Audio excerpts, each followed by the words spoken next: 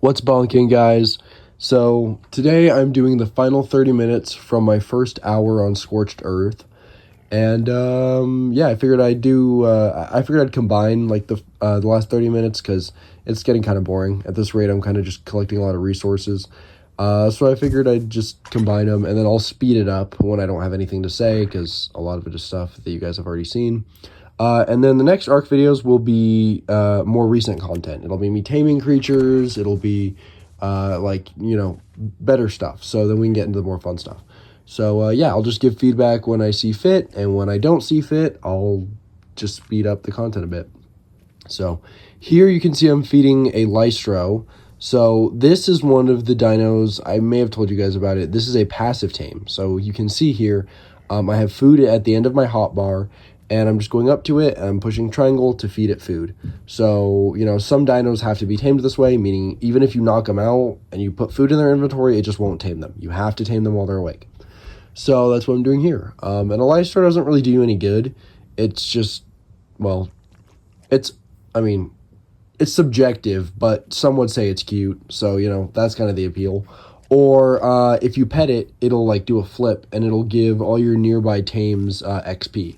So, it's not bad to have, but it doesn't really do you a lot of good either. It was more so just, it was in the area, and I was like, I only have one tame.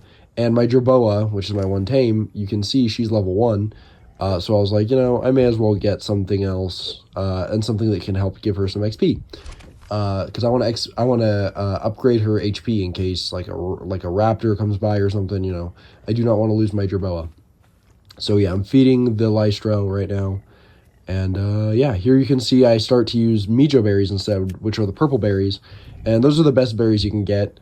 I may have talked about it before, but they're some of the best herbivore food you can use. The only things better are crops, which are like the vegetables. So it's long grass, which is corn, saveroot, which is potatoes, citronal, which is lemons, and rock carrot, which is carrots. So those are better than Mijo berries. And then kibble, obviously, is better than Mijo berries. And you might be able to feed herbivores sweet veggie cakes to tame, but I'm not fully sure. If you are, I would assume they'd be better, but I kind of think you can't, so I don't know. But Mijo berries are the best taming food I have available for an herbivore at the moment, so that's why I decided to start using them instead. And yeah, so I'm just following around this guy, taming him. I have to wait till he's hungry, but yeah.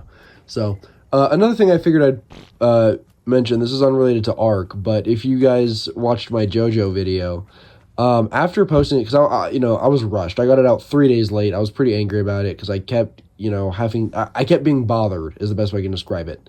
Every time I tried to work on it, either I couldn't get the clips, or someone would be like, hey, let's hang out. And I guess I could have said no, but yeah, my sister was too loud, or, my mom had me go do something. Like, it was just, it was obnoxious. So by the time I got it out, I was just kind of rushing it. And I realized I completely forgot about Joseph Joestar, who is probably my favorite JoJo character and arguably the most funny. So I left a comment about it, but if you saw my JoJo video and you aren't familiar with JoJo, I highly recommend checking out like clips of Joseph, because he's the GOAT. He's really entertaining, and I can't believe I forgot about him. So yeah, that aside, tomorrow's JoJo day, so I might make a video about that. We'll see. I have prom tomorrow, so there's that to worry about. But I figure I want JoJo's my priority, so I would like to make a video about that ideally. Maybe talking about like the the information that, because it should be part 7 Steel Ball Run, the anime being announced, but we'll see. That might not happen. So I might talk about that tomorrow. But yeah, so this video was supposed to be out yesterday, but yesterday I got out that video, I got out on my JoJo video, and then it was my friend's birthday, so I had to go do that, and I didn't get home till late, and the clips weren't uploading, and so I didn't end up getting it done until today, because the clips have been a fucking bitch to get, so that's why it's taken so damn long. But yeah, so I'm getting this ARC video, should be out by today. And there you can see I tamed the Lystro, so now I'm bringing him back home, and I unfortunately can't get him in my house, same as the Jerboa, you'll see that. So that's pretty annoying, but it is what it is. So fortunately, my Lystro and my Jerboa are still alive in my like, because, you know, I think I told you guys, but these clips are from March 24th. So these are a little old now. You know, I'm much further in the game at this point. So, yeah. And that's the stuff I want to show you guys is like more recent stuff. Where I have more tames and a better house and where I have weapons and, you know, all that cool shit. So I definitely do want to get to that. Yeah. So as you can see, I cannot get my Jerboa into my house. You know, it can't step up there. So I just decided to leave my Jerboa and my Lystra outside. Not really a smart idea because there's raptors in this area. That's the only I think that's the only aggressive thing that can spawn in this little area. But I had no other choice. Where else was I going to leave them? So, you know, eventually in my second house, I learned to make a ramp so I can keep them there. But for now, this is what I got to do. And yeah, you can see like I level them up a little bit. So HP is definitely my priority because I don't want them dying. And I'm not counting on them being able to attack or anything. So, and here I equip my water bottle. I don't know why because I can't use it. So I think I just have it there out of habit. And I have some cooked meat so I can eat that, some charcoal, all that. And, you know, I'm putting stuff in my storage bin so I don't have to carry it around stubbornly because that really does no one any good.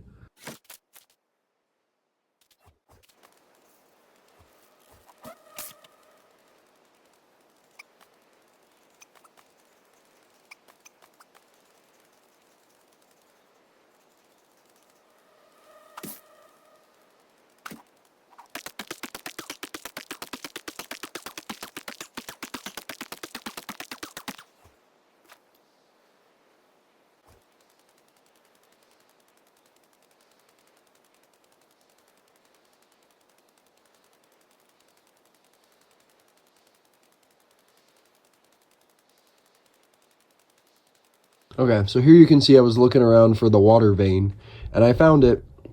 So I drink from it again, and this is where I decided to build my new house. So I would think I would start placing a foundation, but I guess not. I think I'm going back to my house to go get hide to make me some shoes. But honestly, I could have made a foundation, so I think I should have just done that. But I don't know what I was thinking. Maybe I also just wanted to get back before it got dark. I'm not really sure.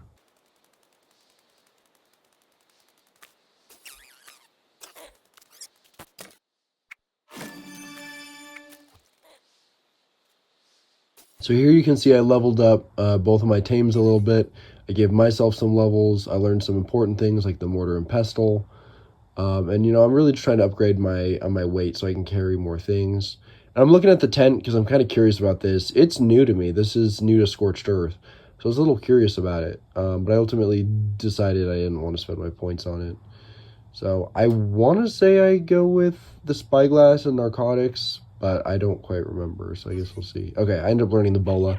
So the bola lets you I don't know how to describe it. It lets you ensnare wild tames. Well, sorry, not tames. Wild creatures. That's the best way I can describe it. Anything smaller than a para. You can you swing it in the air, kind of like I'm trying to think of what kind of weapon is used like that. I don't know. I know there's some kind of weapon, and that's what you do basically. Is you just like spin it around, and then you throw it at the opponent. Well, not I don't want to say the opponent, but like the wild dino. You throw it at like their legs, and it'll trap them. So then they can't move. And then you can just, you know, pull out your club and beat them to sleep, or pull out, you know, your bow and arrow and, you know, shoot it full of trank arrows, or, you know, whatever taming method you want to use. Maybe that's you have a horse and you want to kick it to sleep, or you have a scorpion and you want to, you know, stab it to sleep. Whatever method you use, it won't resist or try and run away or attack you or anything like that after you use a bola. So they're pretty useful for like raptors and paras and, you know, small things like that. But they do have a size limit. If a creature is too big, you have to use a bear trap or a large bear trap, or you have to shoot a chain bola out of a catapult or like a ballista turret, or build a trap for it. You know, there's other methods to detain larger creatures.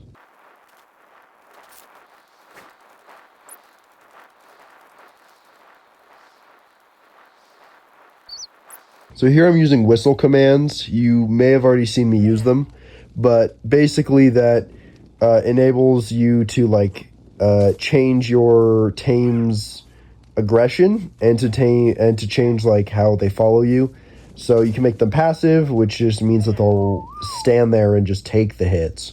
So there's not really a reason to do that unless you're trying to save on whatever's attacking you, like, or if you're trying to save your current tame, like if you're like let's say you're running from a T-Rex and you have your moth, like your moth can't fight the Limentria, so you might want to whistle it on passive so it'll just follow you. You know, if it is following you. If it's not, it'll just sit there and take the hits.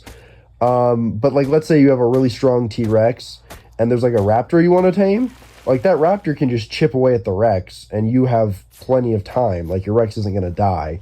So you could put it on passive and then just, you know, take out the raptor while it's preoccupied. But otherwise, there's not really a reason to use passive, or, you know, unless, again, as I said, like if you want to escape, you know, if you have a tame that's fighting something and you just want to get out of there, or it's going to lose, or, you know, whatever, you can just whistle it to be passive. It'll disengage, and yeah. You can also whistle it to neutral, which is pretty self-explanatory. It'll just, you know, if something attacks you or one of your other tames, it'll attack, you know, the enemy until it dies. Or, yeah, in fact, yeah, like they'll follow it away. That's actually one unfortunate thing. If you have an RG or any flying tame, if it locks onto another flying tame, they'll fly high. So if you don't have your tame whistled to follow you, once it's done, it'll just stay up in the sky. So if you have a flying tame and it's fighting something, it's always wise to have it on whistle because it'll go pretty far. It's wise to have it following you because it'll go pretty far. I've had that where my bird flies up and then it's stuck. But if you have it on follow, once it's done and it kills the enemy, it'll come back to you. And then aggressive, which I guess I probably should preface, I use neutral most of the time. That's what's the most beneficial. You don't have to control your dino. If you get hit, they're going right after it. Aggressive, you know, self-explanatory, just means that if you are like if your dino is anywhere near another dino, it'll attack it. At least that's what I would assume. I've never used aggressive, so I guess I wouldn't know. But I would assume it just makes it so that if something comes nearby, it'll attack it. So if you like need meat, I guess you could do that. If you have like a T-Rex nearby, you know, you could set it to aggressive and just let it kill anything it comes across. Otherwise, I don't really see what point there would be. But yeah, there's that.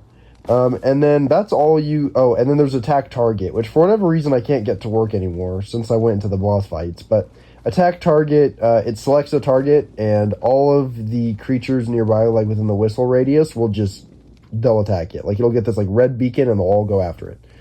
And then afterwards, I think it just has them automatically to attack target. So, yeah, you can change that with the like, wheel that I pull up.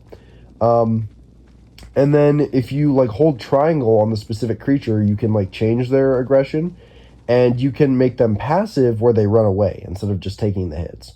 But you can't do that with the whistle. You have to go to their inventory. And there might be a few other things in there you can do. I haven't messed with that wheel very often, so I couldn't really tell you. But yeah. And then there's the follow, as I mentioned. You can whistle one creature to follow you. You can whistle all. And all just means every creature within the radius. So, you know, if you are, like let's say you're on the island and you're in the redwoods, your creature that's in the tundra won't be able to hear you. But any creature that's close to you will, and it'll, you know, follow your commands. And then you can also do whistle stop one, which is the same as follow, except reverse. It'll just tell them to stop. Or you can do stop all. You can whistle for your flyers to land. So there's that. You can also whistle to poop. I don't know why, but if you need it, you can whistle yourself or your tames. And those are all the whistles I remember, but there might be more. So yeah, you know, that can be pretty useful. And there's a button, I cannot for the life of me remember what it is, but it'll create a green beacon, and it'll tell all your creatures to move to that one spot. So, but that's not using the wheel. I don't remember what button that is.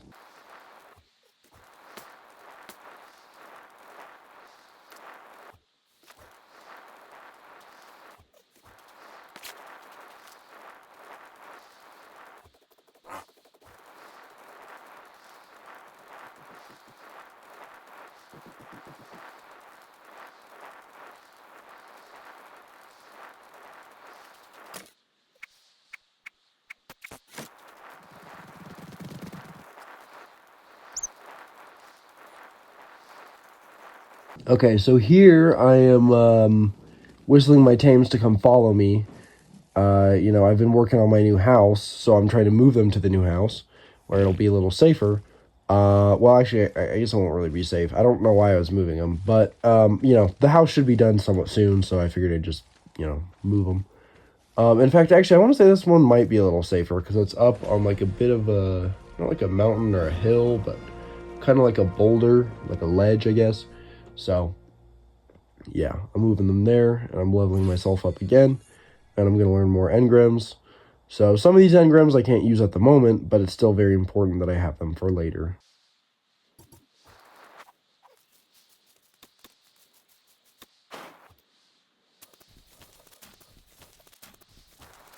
So here you'll see I just crafted more things for my house, and I also crafted myself a bow and some arrows. Another thing I should mention is you might find it weird that I'm carrying around spoiled meat, and I make a point not to drop it. I'll even put it in my storage container, and that's because you use it to make what is it called? Narcotics. So you have to mix narco berries and spoiled meat in the mortar and pestle. So that's why I'm holding on to spoiled meat, is because it does have a use. Also, there you probably saw the Moralitops. So that was my first time, at least that I recall, seeing a Moralitops. They're new to this map. And yeah, so you'll see it's like the best way I can describe it is like a mix between a camel, and like a rhino, kinda. Like their eggs are called Camelsaurus eggs, so and they do have a big hump with water.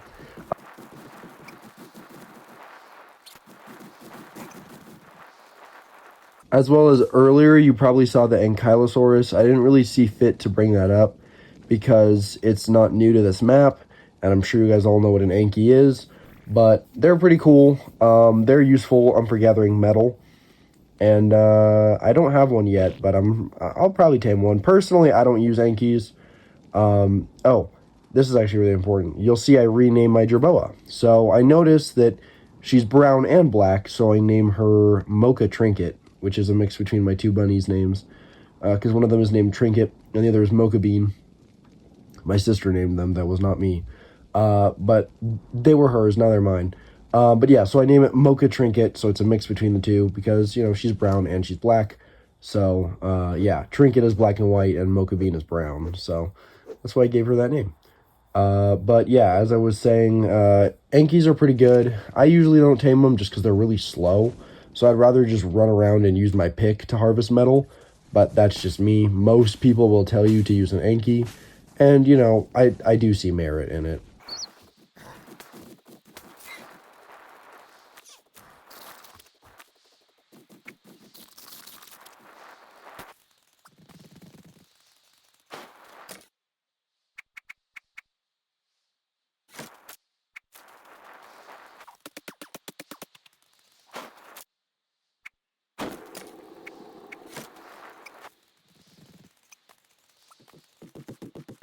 So here's a para I was talking about. These are a pretty good first tame. It's something you can ride around on, and they're all right. They don't do a lot of damage. They don't have a lot of health or anything. They're not particularly good at anything, but they're a solid first tame. But I'm gonna try and kill this one so that I can get some meat and hide instead. And there again, you can see the Moralitops in the well, not even in the distance. I mean, you can see it there. So that is one of the creatures you will see me tame. Same with a para. I do tame both of those. Unfortunately, I do not have a para with me at the moment. Both of the ones I've tamed have passed, but the one Moralitops I've tamed, I do still have. And she's pretty cool. She's been one of the most useful tames on this map. Honestly, I would say she's been the most. Yeah. So, definitely recommend getting Moralitops. And a para is solid to have.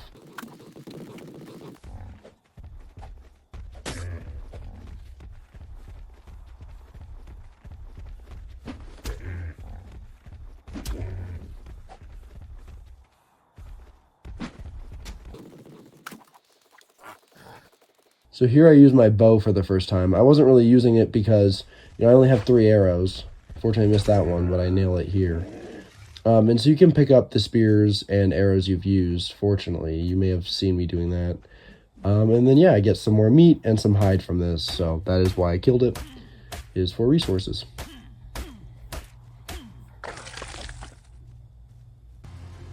Okay, so that is the end of my first hour on Scorched Earth. Well, it's a little bit more than an hour. It's like an hour and some change, but yeah. So I hope you guys enjoyed that. The next art gameplay will be, I have some clips of me taming some creatures, so I'll probably just, edit those together. And then after that, I recorded day 10, like in-game days. And that's, I want to say, about an hour, if not less. And I'll be showing you guys that eventually. And then I think I have some, well, that's about caught up. So, yeah, expect more art content soon.